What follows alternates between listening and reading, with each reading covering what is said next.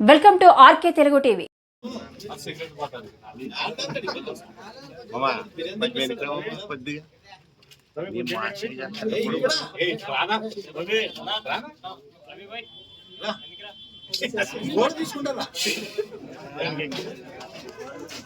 నమస్కారములు.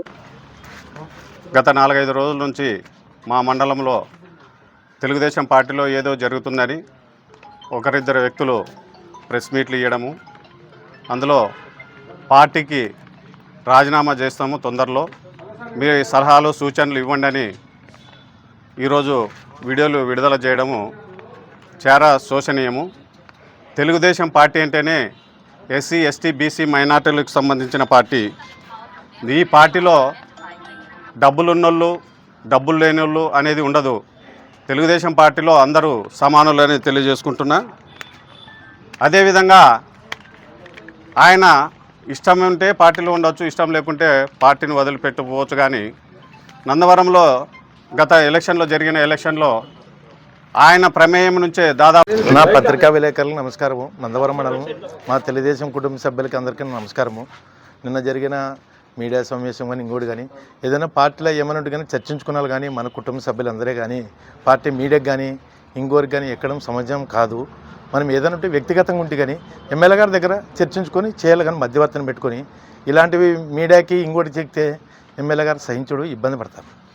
ఇది నమస్కారాలు. మా మండల నాయకులందరికీ నమస్కారాలు.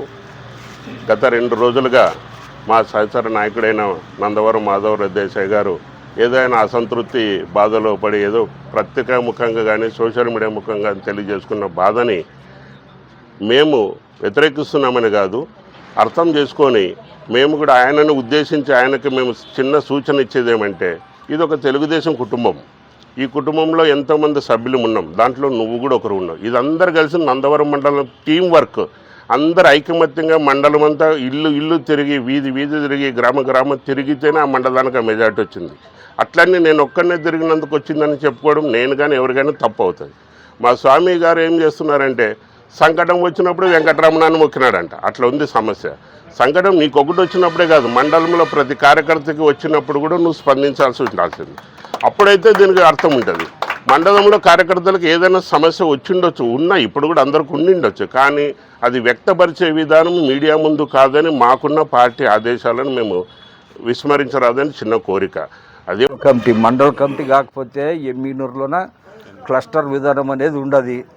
ఆడ పరిష్కారం కాకపోతే జిల్లా లెవెల్లో కాకపోతే లోకేష్ ఆధ్వర్యంలోన మనకి ఇన్ని అడుగులు పెట్టుకుని దూరము మనము ఒక వ్యక్తి ఇప్పుడు బాధపడుతానని నన్ను ఒక్కడు బాధపడతానంటే మిగిలిన నాయకులు బాధపడిన రోజుల్లో కూడా మనం వాళ్ళకి ఏమన్నా కనీసము నీకు అందుబాటులో నేను ఉండాను, జయనాశ్వరుడితో మాట్లాడి మీ ప్రాబ్లం ఏమన్నా ఉంటే సాల్వ్ చేస్తానని ఆ రోజు ఎవరికన్నా నువ్వు ధైర్యం ఇచ్చింటే ఇప్పుడు నీ బాధకు కూడా మేము కూడా కార్లు వేసుకుని నీ ఇంటి దగ్గర ఖచ్చితంగా తలవచ్చుకుని నిలబడుతుంటివి. అది లేనప్పుడు మనం అడిగే హక్కు ఎక్కడుంది? ఇప్పుడు నేనుండా ఇరణగోడు ఉన్నాడు 35 సంవత్సరాల నుంచి.